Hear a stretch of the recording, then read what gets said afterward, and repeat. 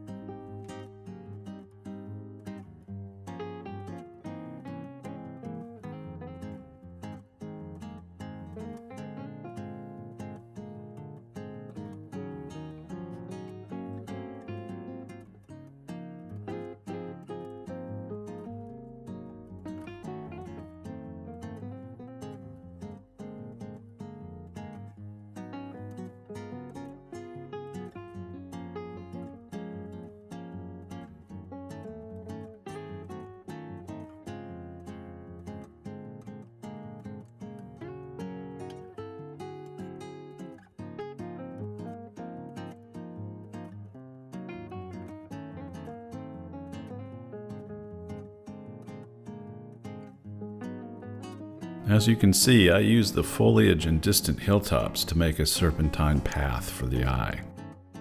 Now onto the watercolor. I'm trying out a watercolor paper I haven't used much before. It's an Arches 100-pound paper that is cold pressed on one side and hot on the other. It's lighter weight than I'm used to, so you'll see some wrinkling while I paint. This paper really needs stretching to avoid buckling.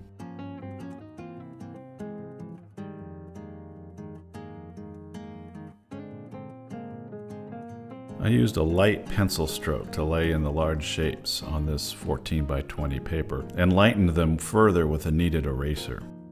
My palette includes paints from M. Graham, Daniel Smith, and Holbein. I placed asterisks next to the colors I used for this painting. I mix a puddle of cool grays by combining ultramarine blue and burnt sienna and use it for the sky. I wet the sky, avoiding cloud areas, then charge in the blues and grays.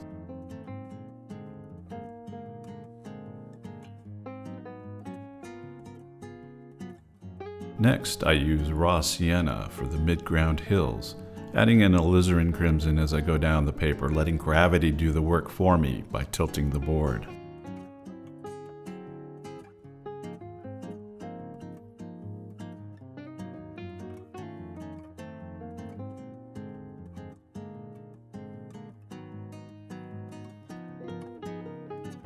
Directing my attention to the background hills, I apply a cool wash, remembering watercolor dries down as much as 20%. I apply a stronger wash than what looks appropriate at the time. If it looks right when I'm painting, it'll look too light when it's dry.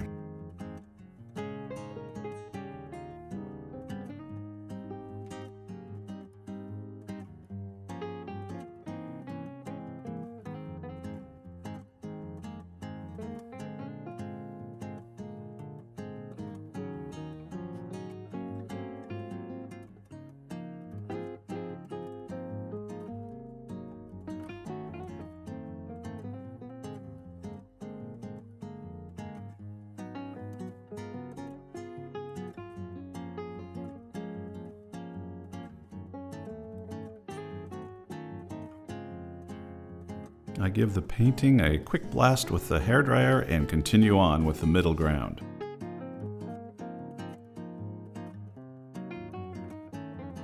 When I took the reference photo, the hills were in transition from brown to green, so I wash in a light transparent greenish pigment over the reddish brown to create a desired glowing effect.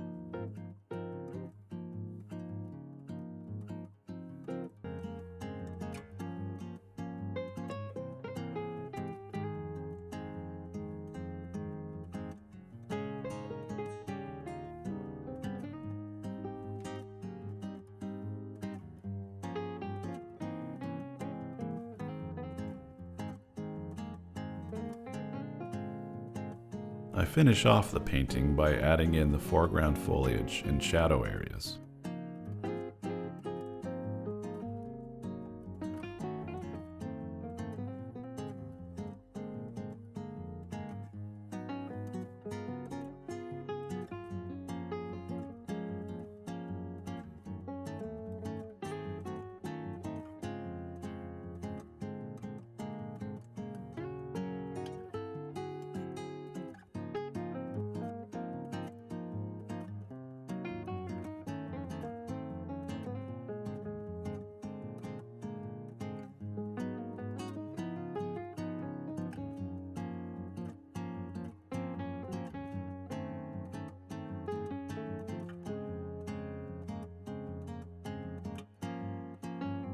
I'm happy with the way this quick little watercolor turned out. It conveys the feeling and mood of what I saw at the time.